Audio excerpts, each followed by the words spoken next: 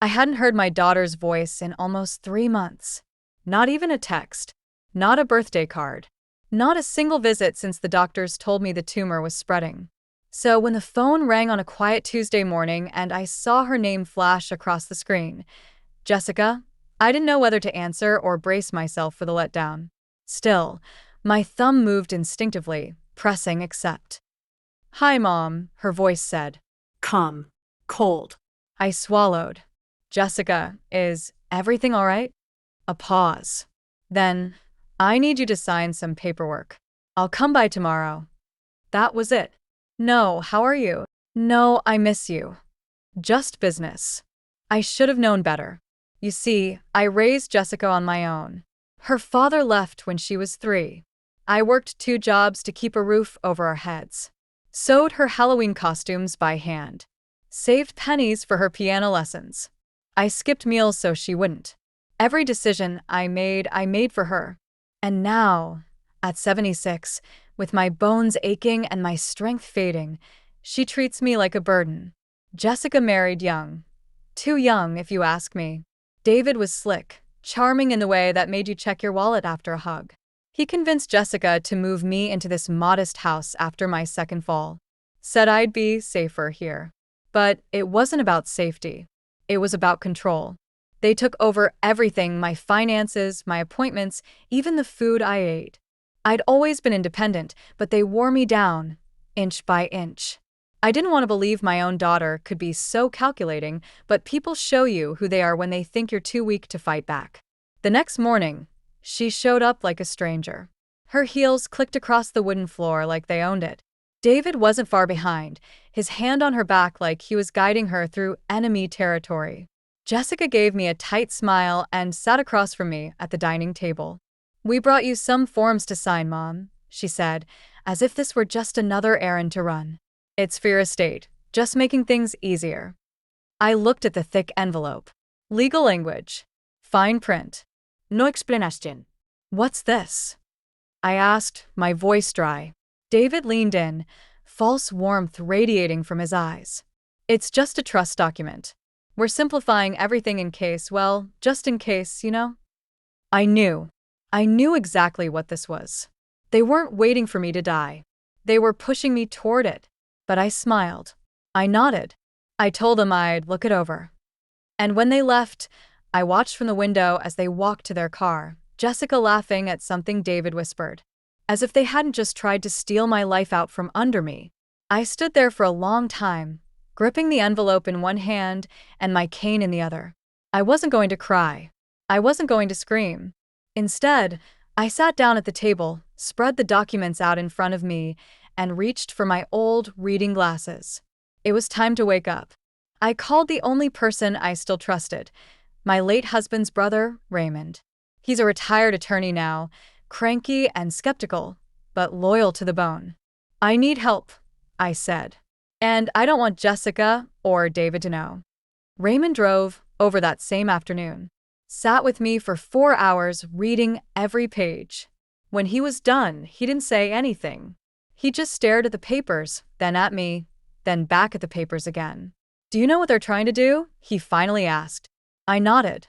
"They're shifting every asset you have, your pension, your property, even the life insurance, into their names. If you sign this, you'll have nothing left. Not even this house." I figured. "And they have power of attorney already?" "Yes." He shook his head. "That was your first mistake." "No," I said quietly. "My first mistake was thinking love guaranteed loyalty." That night, I couldn't sleep. I lay in bed thinking of all the ways I'd sacrificed for Jessica. How I used to rub her back during asthma attacks. How I stayed up sewing her prom dress because she cried over the store-bought one. And now she was selling my legacy.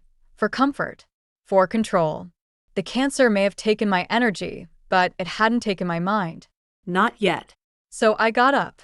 I went to my old filing cabinet, the one they thought was empty, and pulled out my original property deeds, tucked behind some worn recipe cards. I dusted off the pages and laid them out next to the forged documents David had brought. They thought they'd buried the past. But they forgot who taught Jessica how to read between the lines. This was no longer about survival. This was about justice. And I had just begun writing my revenge. Before we continue, take a moment to let me know where you're watching from in the comments. And don't forget to like and subscribe to more powerful stories like this one. The morning after I found the forged documents, I didn't brew coffee. I brewed intent. Raymond returned with a leather briefcase and a look that meant business. He wasn't just visiting as a retired attorney. He was suiting up. The old man still had his sharpness and, more importantly, his bitterness toward injustice. He didn't just read between the lines, he rewrote them. First things first, he said, unfolding a stack of forms and setting them on the kitchen table. We revoke that power of attorney. You're still of sound mind and body, barely, he teased, and you're going to sign a full revocation in front of a notary today. I thought Jessica and David made sure I couldn't do that, I said. They banked on you not knowing better, Raymond said with a smirk. They forgot who your husband's brother is. By noon, we were at a nearby office with a notary public. I slid the papers across the counter and signed them with a shaking but determined hand. When the stamp pressed down on the page, it felt like I was reclaiming my voice.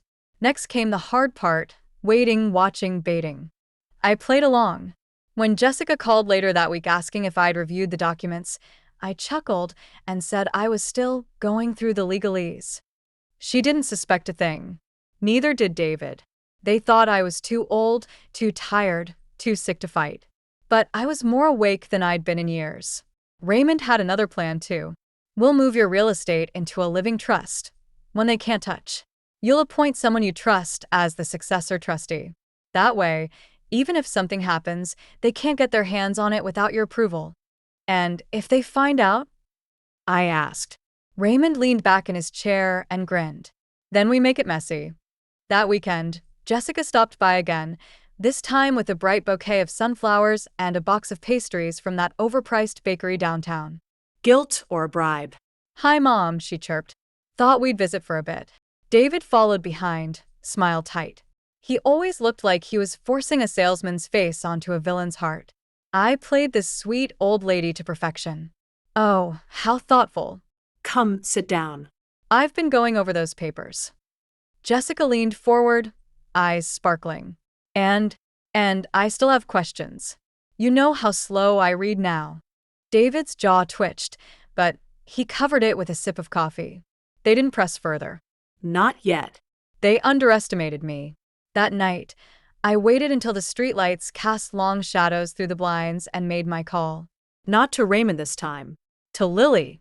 Lily had been my neighbor and friend for over a decade, but Jessica didn't know we still kept in touch.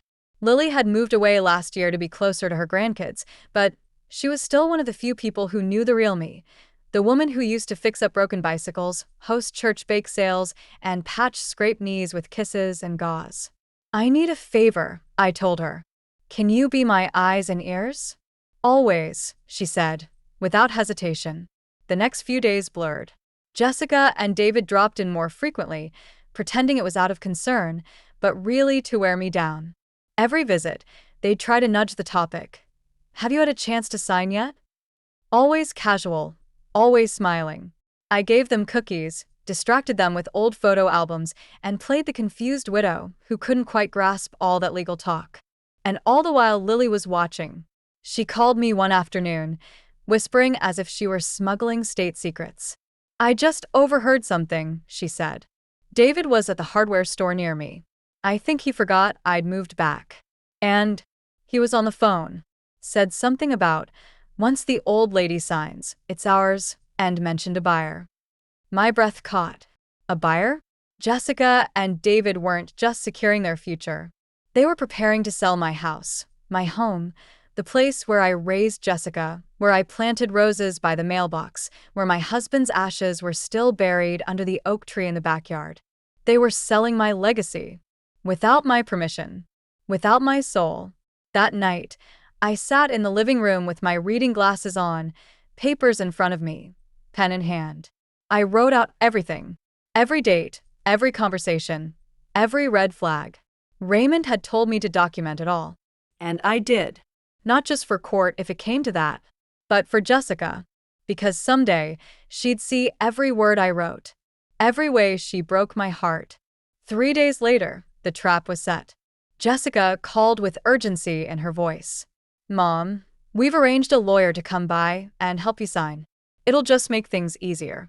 He's really kind and he specializes in elder law. How kind, I said. He'll be there at 10 a.m. Perfect. I'll be ready. And I was.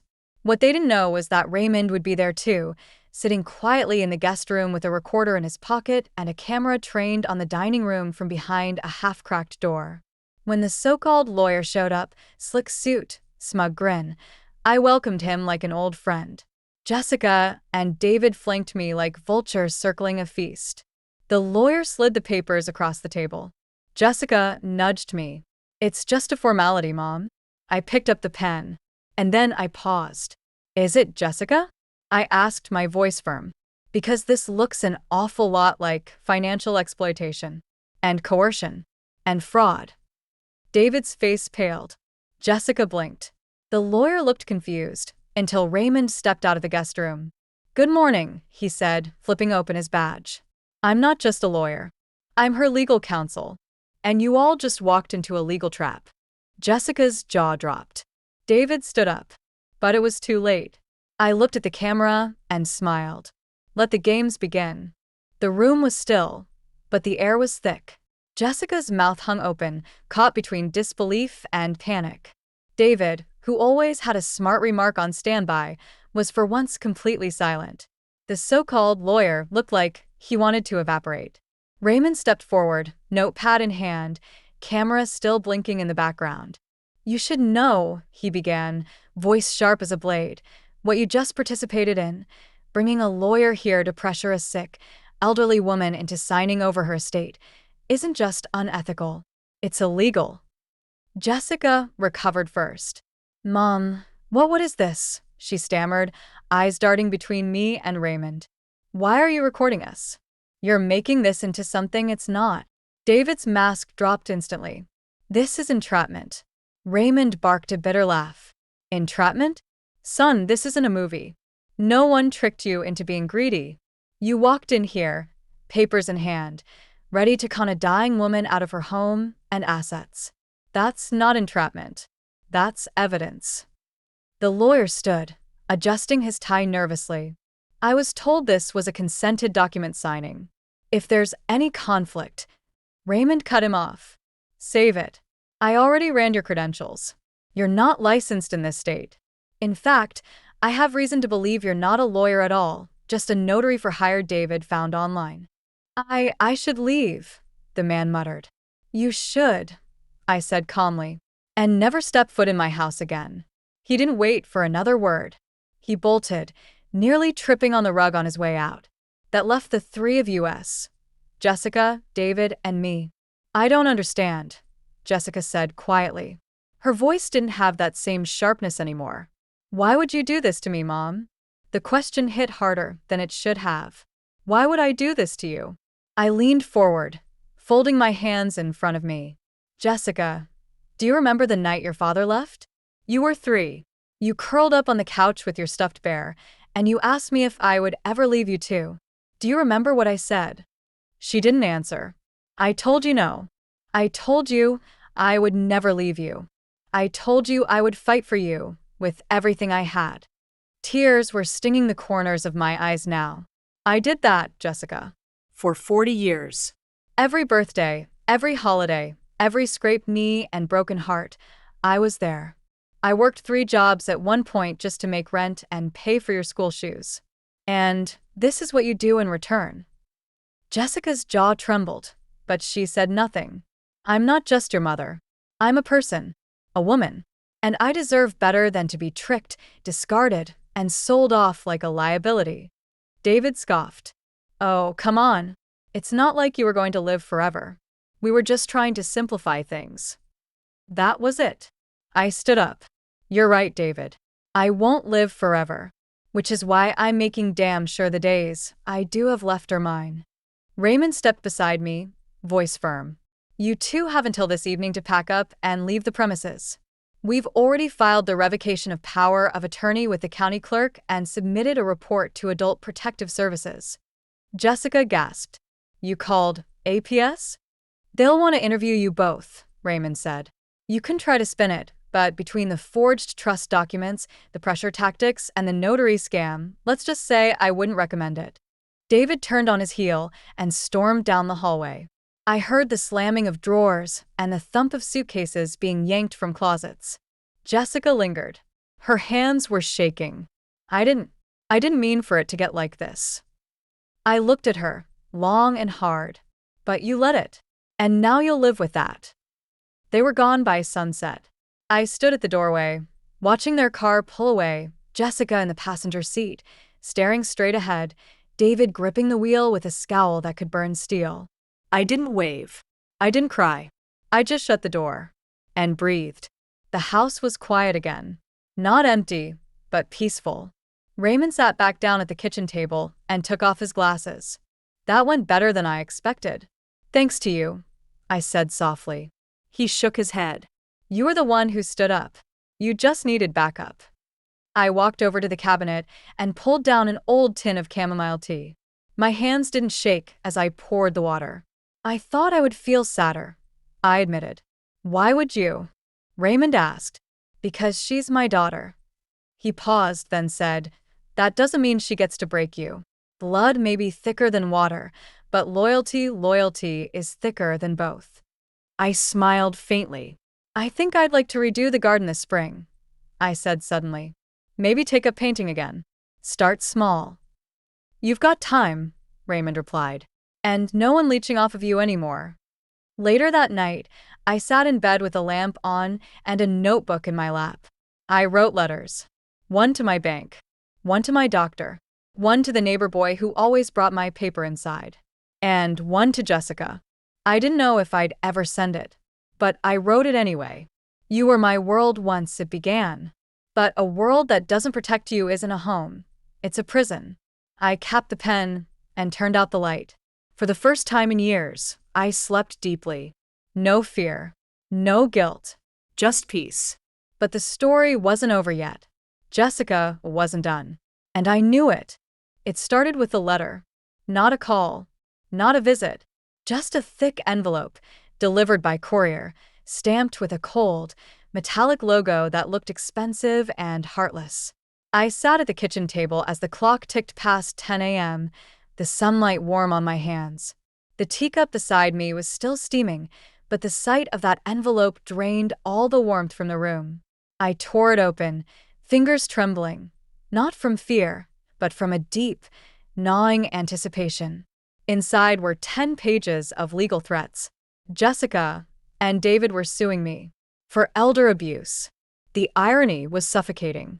According to their attorney, one of those PR-friendly, white-toothed litigators with commercials on daytime TV, they were claiming I was coerced into revoking the power of attorney, that I was being manipulated by my estranged brother-in-law into making irrational decisions, that my mental faculties were deteriorating, and that I was acting against my own best interest.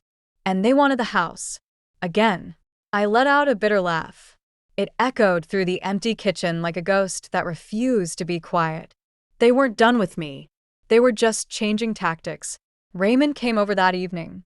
The moment he saw the envelope in my hand, he sighed like a man about to reopen a wound that never healed properly. Let me guess, he muttered. They're flipping the narrative. I slid the papers across the table. He read through them silently, occasionally shaking his head or snorting under his breath. They think this will scare you, he said finally. They think you'll settle just to make it go away. Will I? I asked, watching him carefully.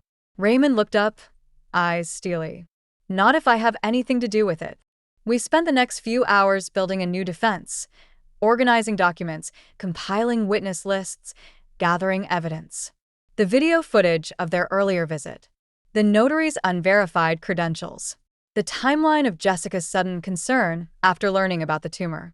My revoked power of attorney. It was all there. Lily agreed to testify. So did two of my neighbors, both of whom had witnessed Jessica's growing hostility over the past year. But even as we assembled our arsenal, I couldn't shake the ache in my chest. My own daughter. Why couldn't she just let me go in peace? The court hearing was set for 2 weeks later. I didn't sleep much leading up to it.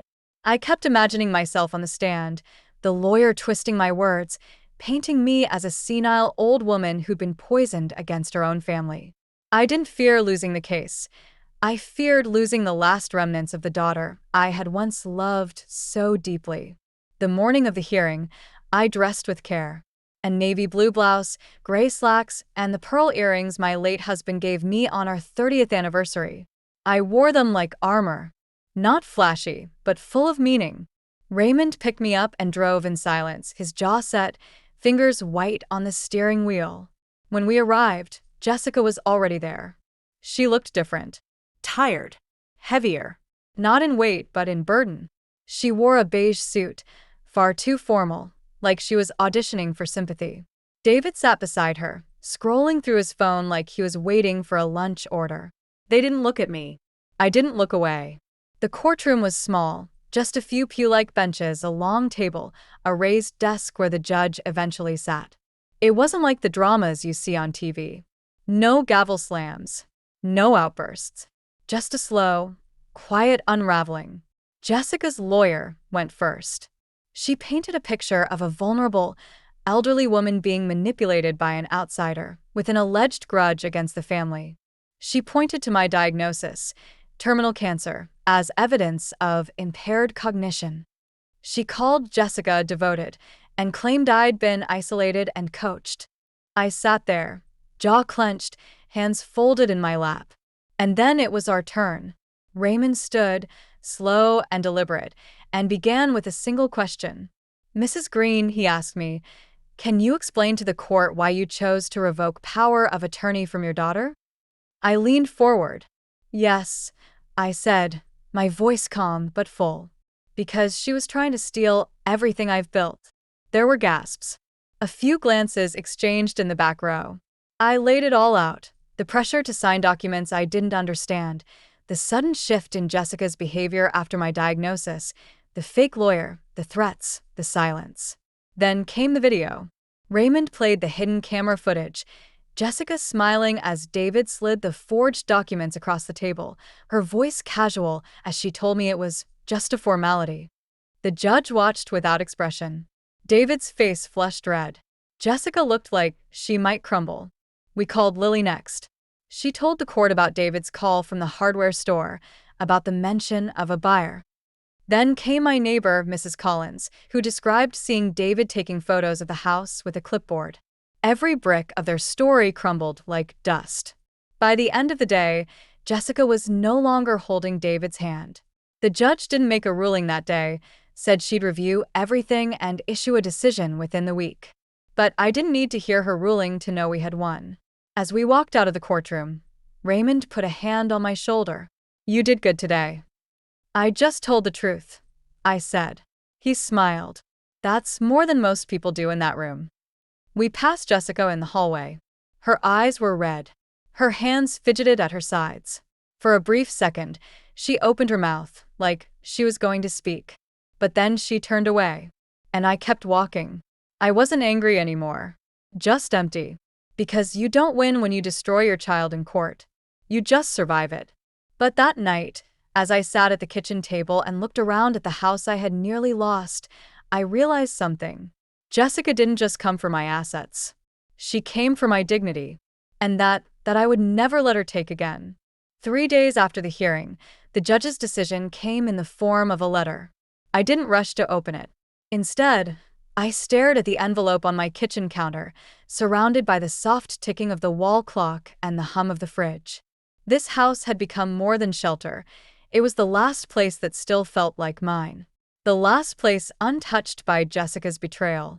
Raymond came over shortly after it arrived. He stood beside me, not saying a word. He didn't need to. With a slow breath, I sliced the envelope open and unfolded the pages. It was a clean ruling. Swift. Uncompromising. The judge had ruled in my favor on every count. Power of attorney remained revoked. The attempted transfer of assets deemed fraudulent in intent. The court even referred the matter to state prosecutors for potential investigation into elder financial abuse. Raymond exhaled sharply. It's over. I nodded, but didn't smile. Victory tastes strange when it comes at the cost of your own child. That evening, I stood in the backyard, the same backyard where Jessica once played hopscotch on chalk-drawn squares, where we used to hang laundry on warm spring mornings and race to gather it before the rain. The oak tree still stood tall, its leaves whispering with the breeze. Beneath it, the ground held the ashes of the only man who ever truly knew me. I did what I had to, James, I said aloud, as if he could hear. But God, it hurts. I didn't cry. Not that night. I just stood in the wind and let the silence answer me. The next morning brought something I never expected. A knock on the door. I peeked through the curtain and nearly dropped my teacup. Jessica. Alone. She looked nothing like the woman who'd stormed into my house weeks ago with forged papers and a fake smile. She looked older. Deflated. Her once perfect bun was messy, her mascara smudged at the corners. Her hands clutched a manila envelope like it was the only thing keeping her grounded. I didn't invite her in. I stepped outside instead, letting the screen door click shut behind me. Mom, she said. I didn't answer. She held out the envelope. These are the house photos David took. And the contact sheet for the buyers. I'm returning them. I figured you'd want to know who they were trying to sell it to. Still, I said nothing. Her voice cracked. They made an offer behind your back 2 months ago. We were supposed to finalize next week. Why are you telling me this now? I asked, finally. Because I didn't realize how far I'd gone until I saw myself on that camera. Until I saw how afraid you looked. My throat tightened. She looked down, then back at me. You weren't always this strong, you know? You were soft. Quiet. I don't know when I stopped seeing you that way. I didn't stop being that person, Jessica, I replied. You just stopped looking. She nodded, eyes glassy. I blamed you after Dad left. I know it wasn't fair, but I needed someone to blame. You were always so in control. So composed. And I hated how small that made me feel. I stared at her for a long time. You think I wanted control? I was surviving, Jessica. I didn't have the luxury of falling apart. Tears spilled down her cheeks. I know. We stood in silence, the morning breeze curling between us like a ghost. Where's David? I asked quietly. Gone. I told him I couldn't do it anymore. He said I was useless without your money. I flinched at the word your. Not our. Not family. Your. I deserve what's coming, she whispered. Whatever happens with the investigation. She turned to leave, but paused at the steps. I just wanted to say I'm sorry. That night, I didn't sleep again. Not because of fear, but because of that word. Sorry. It was heavy. It was late, but it was real. I wanted to hate her. Wanted to scream that it wasn't enough. That she'd nearly destroyed me. That her apology wouldn't sew back the years I'd spent raising her with love, only to watch her trade it all for comfort and control. But hate is loud, and I was tired of noise. 2 days later, I went to church. Not for the sermon, not for the prayers, for the silence. I sat in the pew near the back, fingers folded in my lap, eyes closed. The soft echo of hymns drifted in from the organ. I didn't sing. I just listened. And thought about a little girl with scraped knees who used to draw hearts in my day planner. Thought about the woman she became, and about the woman I still was. Strong, scarred, but still standing. That afternoon, I wrote a letter. To Jessica. You hurt me. Deeply. But I'm choosing to remember the little girl who cried in my arms when she lost her first tooth, not the woman who tried to steal my breath while I was still breathing. I don't know what the future holds for you, or for us, but if you ever truly want to rebuild, you'll do it brick by brick, with truth, not tricks, with kindness, not control. I won't make it easy for you, but I won't shut the door either. Because I may be many things, Jessica, but I'm still your mother, and I still remember the day you called me hero. I didn't sign it with love, but I did sign it. From Mom. The letter sat on my hallway table for nearly 2 days, unsent. I passed it every morning, on my way to the kitchen, to the garden, to the front door, but I couldn't bring myself to mail it. Not yet. Because forgiveness is not a moment. It's a process. A battle between the ache of what was done and the hope of what might still be. On the third morning, I slid it into an envelope, addressed it in my neatest handwriting, and set it beside the front door. Just in case. That afternoon, Raymond and I sat on the porch, sipping lemonade as the sun stretched across the yard. He looked at me over the rim of his glass. The DA's office called. I raised an eyebrow. And they've opened a preliminary investigation into Jessica and David. Nothing formal yet, but it's moving forward. I nodded, letting the news settle like dust in my lungs. I didn't want her in prison. I just wanted her to feel the weight of what she'd done. For once in her life, I wanted her to face consequences that couldn't be smoothed over with charm or excuses. Raymond leaned forward. You can stop this, you know. I turned to him. Write a letter. Speak with the DA. Say you've forgiven her, that you don't want charges pressed. They'll listen. I looked out over the yard, the same patch of green where Jessica once tied ribbons to the fence, pretending she was in a fairy kingdom. I don't know if I'm there yet, I said. Raymond didn't push. He knew better. That evening, a knock came at the door. I opened it cautiously, half expecting a clipboard or summons. Instead, a young woman stood there, no older than 22. Nervous. Polite. Are you Mrs. Green? She asked. I am. I'm sorry to bother you. I just started working at St. Alora's Care Center. Jessica asked me to bring this to you. She handed me a small package, wrapped in brown paper. And she said to tell you she's volunteering there now. Daily shifts. I blinked, stunned. Volunteering. The girl nodded. She said she wanted to learn how to actually care for people, not just manage them. And then she was gone. I shut the door and stared at the package. Inside was a worn, dog-eared scrapbook. The one we made together when Jessica was 10, the summer I couldn't afford camp, so we built our own memory adventure. I opened the cover.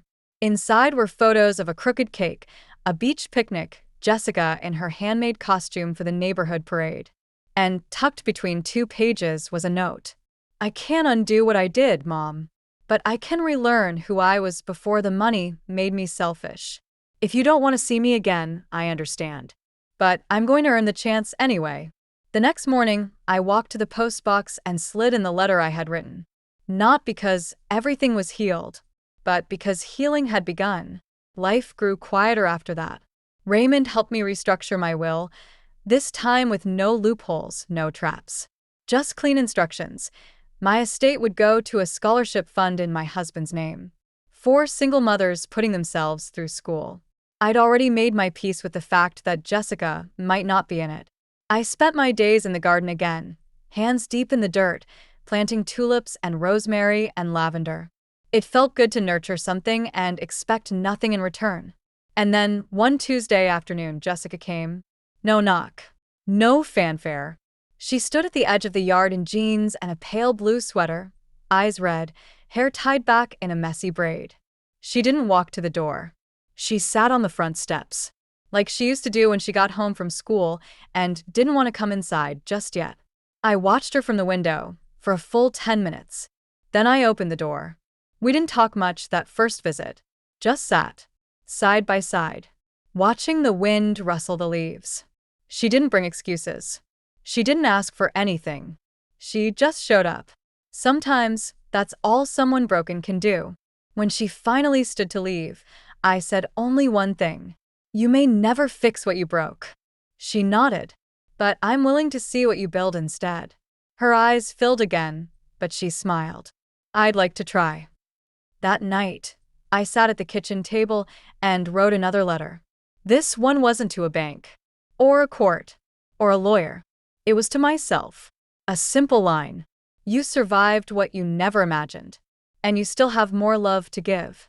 The first time Jessica asked to help me in the garden, I almost said no. Not out of bitterness, but because it had once been our space years ago when she was just a girl with scraped knees and too many questions, helping me plant tulip bulbs upside down. Back then, she'd laugh when the flowers came up crooked. Now, I wasn't sure if either of us remembered how to laugh like that. Still, I handed her the spare pair of gloves. Start with the rosemary, I said. It grows wild if you let it. Jessica knelt beside me in silence, hands unsure, movements stiff. She wasn't the same woman who had walked in with documents and smiles meant to deceive. No, this was someone smaller, quieter, still wearing the guilt like a second skin. We worked side by side for nearly an hour before she finally spoke. I got approved for CNA training, she said, gently pressing soil around the base of a young plant. I paused. Certified nursing assistant? She nodded. It's not glamorous, but I want to start with something honest. Something that means getting my hands dirty, really helping people. I turned to look at her. There was no pride in her voice, just quiet resolve. I could have said many things, sarcasm, suspicion, even praise. But I chose only one. Good. The next few weeks moved slowly, like healing often does. Jessica visited every Sunday. Sometimes she helped in the garden. Sometimes she brought groceries and just sat on the porch while I read. Occasionally, she spoke about the residents at the care center. One woman reminded her of me. She said, strong-willed, opinionated, fond of chamomile tea. I sit with her during lunch, Jessica admitted. She doesn't talk much, but when she does, she says exactly what she means. I smiled. Sounds familiar. We didn't talk about the court case, or the betrayal, or the dark months that led us here. Not directly. But the silence between us began to shift, from heavy to honest. Like we were laying down bricks. Slowly, painfully, one at a time. Then came a phone call. It was a Thursday evening. I'd just finished my tea and was rinsing the cup when the phone rang. I didn't recognize the number. Mrs. Green, a woman asked, her voice clipped official. Yes. This is Detective Sorensen with King County Financial Crimes. I wanted to inform you that David Langley was arrested this morning. My hand froze mid-rinse. Arrested? I repeated. Yes, ma'am. He was linked to several cases of elder fraud. Yours included. We've been investigating his activity for months. Yours was the piece that made the puzzle fit. I leaned against the counter. What happens now? I asked. There will be a trial. You may be called to testify again. Just know you did the right thing, Mrs. Green. A lot of people are safer because you came forward. After I hung up, I sat at the kitchen table in the same chair I'd nearly signed my life away in. But this time, I felt powerful. Not vindictive. Not vengeful. Just whole. Jessica came by 2 days later. She already knew. The news was everywhere, local channels, online articles, even a flyer taped outside the care center. She looked pale. He called me the night before they arrested him, she said, sitting across from me, hands clasped tight. Begged me to tell the police he never meant to hurt anyone. That it was all a misunderstanding. I waited. I told him the truth. I said I didn't owe him anything anymore. That maybe I never did. My heart twisted. Because that was the hardest thing to admit. Not just that someone betrayed you, but that you let them. Mom, she whispered, voice cracking, I'm so sorry. I reached across the table, laying my weathered hand over hers. I know, I said softly. And now you've got to live in a way that proves it. That Sunday, she brought me a gift, wrapped in tissue paper, tied with string. I opened it to find a framed photo, faded and creased at the edges. It was the two of us. From the summer she turned 10, dirt on her cheeks, a tulip in her hand, and the proudest smile I'd ever seen. I found it in an old shoebox, she said. Thought maybe we could start from there. I stared at the photo for a long moment. Then I placed it on the mantel, right next to the picture of her father. A week later, I got another letter. This one from the same courthouse where I once sat trembling in fear. But the envelope wasn't threatening this time. It was confirmation. David had accepted a plea deal. 10 years, with no eligibility for parole for the first 5. Justice. Clean. Final. I folded the letter and tucked it away, not because I needed to remember it, but because I wanted to move on from it. Some stories aren't meant to be retold, just learned from. That night, I wrote a new page in my journal. Not a letter, not a memory, just one sentence. Sometimes forgiveness is the slowest kind of freedom, but it's still freedom. And I meant it. Spring came early that year. The tulips bloomed faster than I expected, row after row of red and yellow petals lining the walkway like a quiet parade. The rosemary had grown bushy, and the lavender swayed in the wind like it had something to say. I found myself smiling more, laughing even, not because everything was fixed, but because I wasn't broken anymore. Jessica had started her CNA training full-time now. She still came by most Sundays, though sometimes only for a quick visit, dropping off homemade soup, picking weeds from the edge of the fence, or just sitting beside me in silence. We didn't call each other mother and daughter like we used to. Not out loud. But we were becoming something even more sacred. Two women rebuilding trust brick by brick, without any promises other than effort. That was enough. One quiet morning, I invited her inside with a folder in my hands. She looked hesitant as she sat across from me. "What's this?" I placed it gently on the table between us. "My new will." Her eyes flickered. "Mom." "No tricks," I said calmly. "No grand gesture either.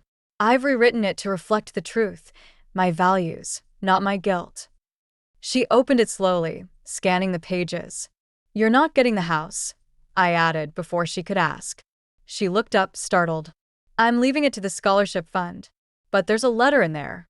For the recipient." About you. Jessica's lips parted in surprise. "I want them to know that people can fall hard and still stand up again. I want them to know what redemption looks like when it's fought for, not handed over." She nodded, eyes misty, but she didn't protest. She understood. I continued, "But I've left you something else." Her brows pulled together. I handed her another document. "It's the deed to the small cabin your father and I bought back when we first married. Up in Leavenworth. It's modest, needs work. But it's yours. Not because I owe it to you, but because you've earned the chance to build something again. With your own hands." Tears slipped down her cheeks. "Mom, I don't know what to say." "Don't say anything," I said. "Show me." The next few months passed like pages turning. The investigation into David faded from the headlines. The world moved on. I did too. I started attending a local book club, baked again, volunteered twice a week at the elementary school reading to second graders. Life became full. One morning, I received a letter with no return address. Inside was a photograph. Jessica, standing in front of the cabin, now freshly painted, windows shining, a flower box in the window. And beside her, a small wooden sign.